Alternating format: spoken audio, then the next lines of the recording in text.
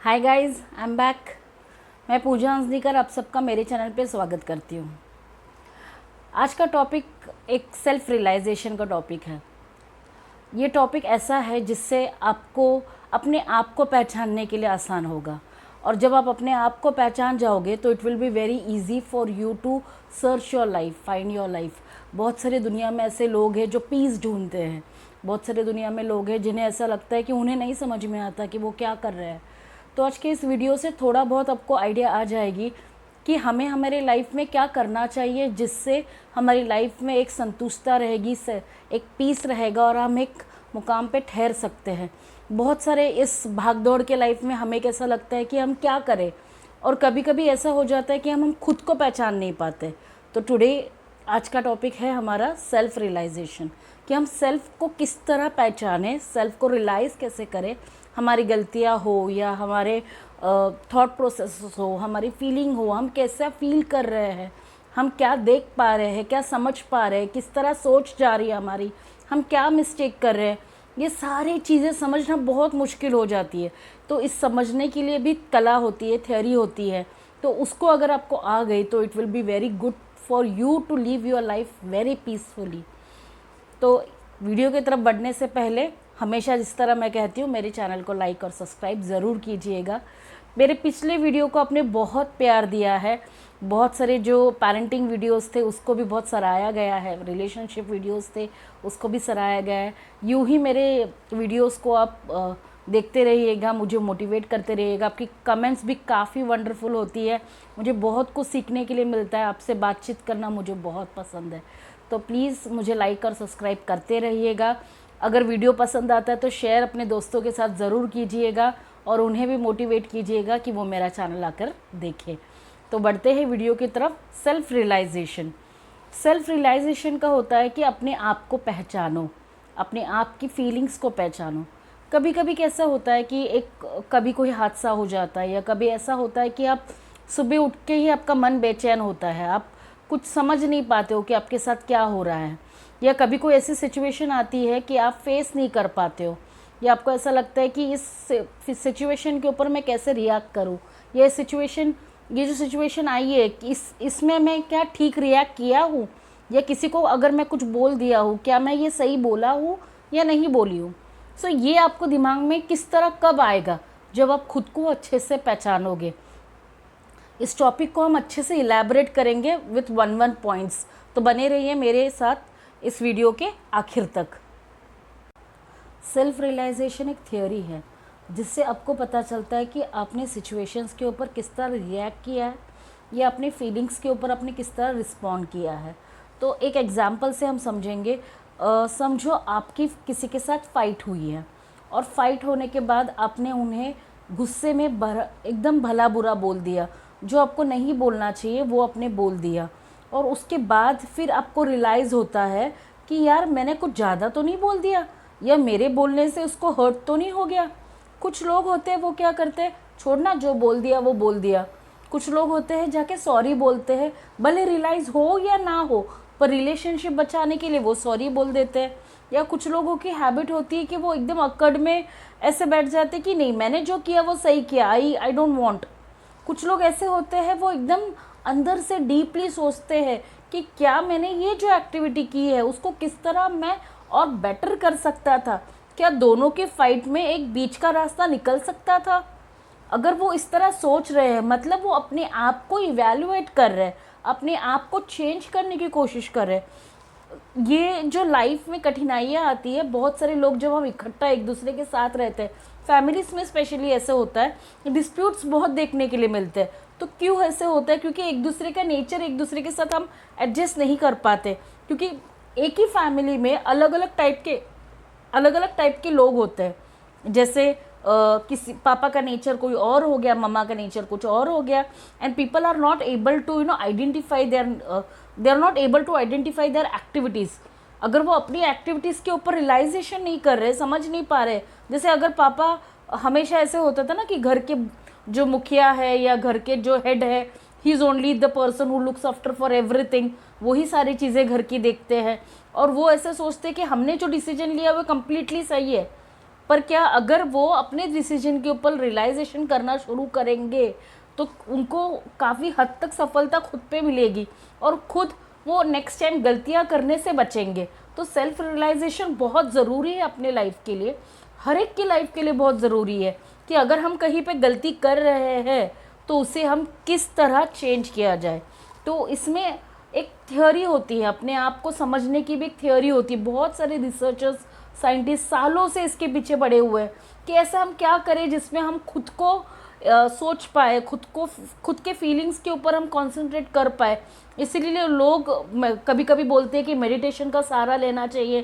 क्या मेडिटेशन अगर आप करोगे, एक अपने आप को शांत करोगे, ठहराव ले आओगे, तो आपको पता चलेगा कि अपनी क्या गलतियाँ की। बट माइंड इतना कंफ्यूज रहता है कि हमें पता ही नहीं चलता कि ये हमारी मिस्टेक है, भले कोई हमें बताए भी। और कोई आपको अगर गलती बता भी रहा है, आप यकीन नहीं करते हो, आप मानते नहीं हो। समझो अगर किसी ने बोल दिया कि भाई तुम बात करते हो बहुत एग्रेसिव हो जाते हो, आप मानते ही नहीं हो, आप बोलते हो कि नहीं, मैं मेरे बीच में था, मैं मेरे तरीके से बात कर रहा हूँ, ये मेरा नॉर्मल नेचर है, मैं इस तरह बात करता हूँ, ठीक है। पर अगर इसके ऊपर अगर हम सोचें, क्या मैं सच्ची में एग्रेसिव लग रहा था, क्या मैं सच्ची में बहुत ज़्यादा डोमिनेटिंग साउंड कर रहा था, अगर इसको हम सोचेंगे। जैसे बहुत सारे लोग फीडबैक सुनना नहीं पसंद करते। फीडबैक एक बहुत इंपॉर्टेंट टूल है अपने आप को चेंज करने के लिए, सेल्फ अवेयरनेस के लिए बहुत इंपॉर्टेंट टूल है। अगर हम फीडबैक सुने और सोचें, जैसे हम बोलते हैं ना कि कमेंट करो, अगर ये कमेंट्स के ऊपर हम गौर करें, ओपिनियंस होते हैं, हम ओपिनियन पोल क्यों रखते हैं। अगर हमें अच्छा फीडबैक मिले तो हम खुश हो जाते हैं, बुरा फीडबैक मिले तो हम निराश हो जाते हैं। पर इस बुरे फीडबैक को भी हमें ये देखना है कि कोई इंसान हमारे ऊपर इतना टाइम क्यों देगा कि वो हमें फीडबैक दे। आप समझिए, अगर कोई आपका, आई गिव एन एग्जांपल, अगर मेरा वीडियो लोग देख रहे हैं और देखने के बाद लंबा चौड़ा जब फीडबैक आता है तो मैं सबसे पहले ये सोचती हूँ कि वो मेरे वीडियो को देखे हैं पूरे और एक एक पॉइंट पे वो रियलाइज़ करके मुझे आंसर दे रहे हैं, मुझे फीडबैक दे रहे हैं, कमेंट दे रहे हैं। मुझे खुशी की बात ये लगती है कि यार मैं यहाँ पे गलती की हूँ और मुझे ये सुधारना है। Because nobody is perfect, nobody in this world is perfect. और कोई भी ऐसा नहीं रहा है जो अपने आप को संपूर्ण बोलकर, कंप्लीट बोलकर लाइफ को एकदम किंग की तरह जी रहा है। नहीं, भले पैसा होना is a different part, but दिल से अपने आप को कंप्लीट, कि वो बिना मिस्टेक किए हुए इंसान को ऐसा कभी नहीं हुआ है। सो फर्स्ट थिंग इज़, हम इंसान हैं, हमसे गलती होगी, पर उस गलती का रियलाइज़ करना बहुत ज़रूरी है। तो सबसे पहले फीडबैक जब आपको मिलता है तो उसको ध्यान से सुना करो। लिसनिंग, हमारे कान बस वो सुनना चाहते हैं जिनको हम सुनना पसंद करते हैं, पर वो सुनना हम कभी भी नहीं चाहेंगे जिनको हम पसंद नहीं करते। मतलब हमें हमारी तारीफ़ें बहुत पसंद है, पर कोई हमें भला बुरा बोल दे तो हम वो हमारा जानी दुश्मन बन जाता है। क्यों? कोई आपकी लाइफ में इंटरेस्ट क्यों लेगा? अगर उसको किसी को भी आप ऐसे भला बुरा बोल दोगे, क्यों? आप उसके लाइफ में इंटरेस्ट ले रहे हो, उसको सुधारना चाहते हो, इसलिए बोलते हो ना, वरना कोई किसी की लाइफ में क्यों बोलेगा। So this is the first point. ऐसे देखो लाखों लोग आते जाते, जैसे आई गिव एन एग्जाम्पल, बहुत सारे लोग वीडियो देखते हैं, अभी 10,000 लोगों ने वीडियो देखा, पर 10,000 कमेंट्स तो नहीं आए ना, कुछ ही कमेंट्स आए। मतलब 10,000 वीडियो अगर लोगों ने देखा है, उसमें 500 लोगों ने कमेंट किया, मतलब 500 लोग सीरियसली इंटरेस्ट दे रहे हैं। वैसे आपके लाइफ में अगर बहुत सारे लोग आते जाते हैं, पर कुछ सारे लोग होते हैं वो आपको फीडबैक देते हैं, आप उस फीडबैक को सुनिए और रियलाइज़ कीजिए कि आपने कहाँ गलती की है, कहाँ चेंज होना है। चेंज होना क्यों है? देखिए, अगर आप चेंज होते हो, सेल्फ रियलाइज़ होते हो, हमें पता चल जाता है कि मैं यह गलती कर रहा हूँ, तो नेक्स्ट टाइम वो गलती करने से हम बचते हैं। हमारे जो चॉइसेस होते हैं उसमें हम बहुत शार्प हो जाते हैं, वाइज़र हो जाते हैं, हम गलती करने से डरते हैं। एक सेल्फ अवेयरनेस आ जाता है कि हम कोई भी चीज़ें जब देखेंगे तो हम उसको रियलाइज़ करके पिछला सारा जो हमने किया है उसको देखकर ध्यान समझ के ओपिनियंस देंगे। अपनी कोई भी एक्टिविटी करते वक्त आप केयरफुल रहोगे, तो ये सारी चीज़ें का फ़ायदा होता है अपने लाइफ में।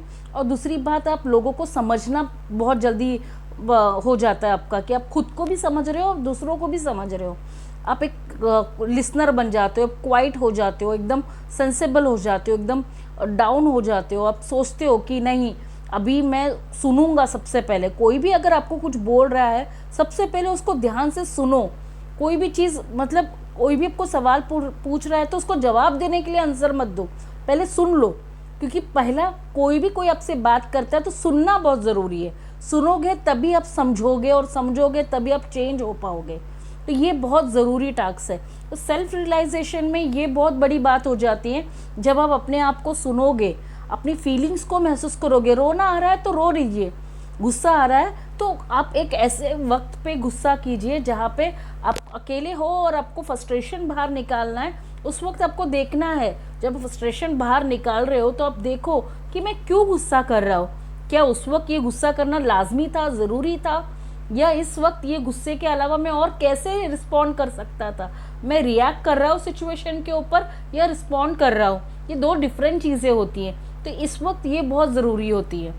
ओके, आप जब एक इसको प्रैक्टिस करने का भी तरीका होता है, सेल्फ रियलाइजेशन लाने का भी तरीका होता है। अभी तक हमने जाना कि सेल्फ रियलाइजेशन लाइफ में क्यों ज़रूरी है, और सेल्फ रियलाइजेशन होने के बाद क्या क्या चेंजेस आपके लाइफ में आ सकती हैं।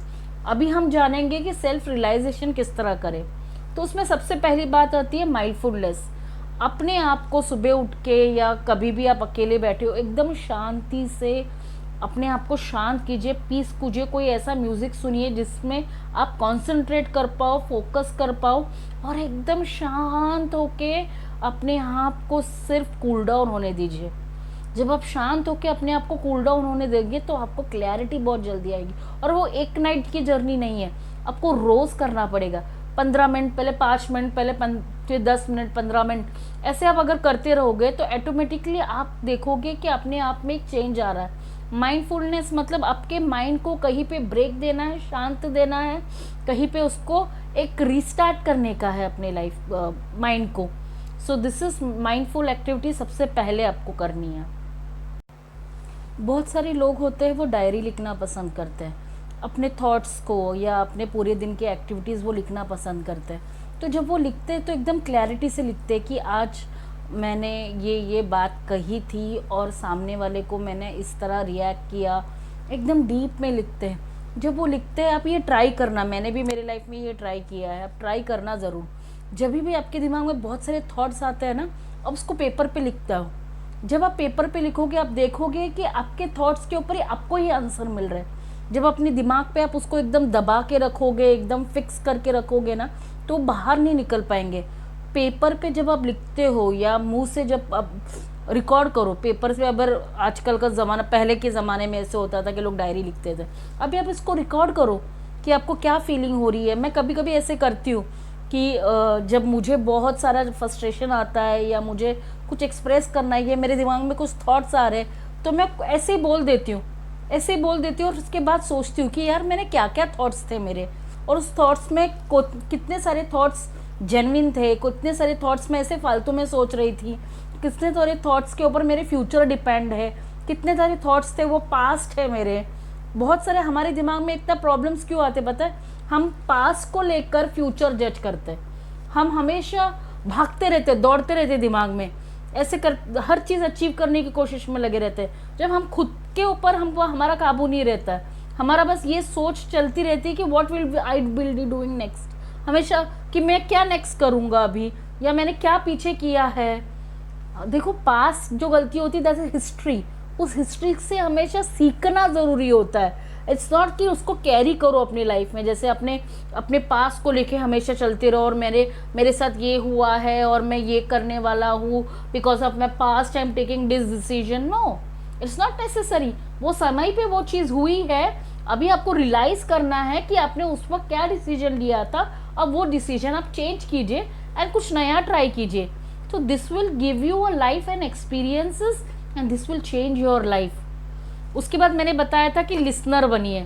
पहले तो आप माइंडफुलनेस करना शुरू कीजिए, लिखना शुरू कीजिए, उसके बाद आप सुनना शुरू कीजिए।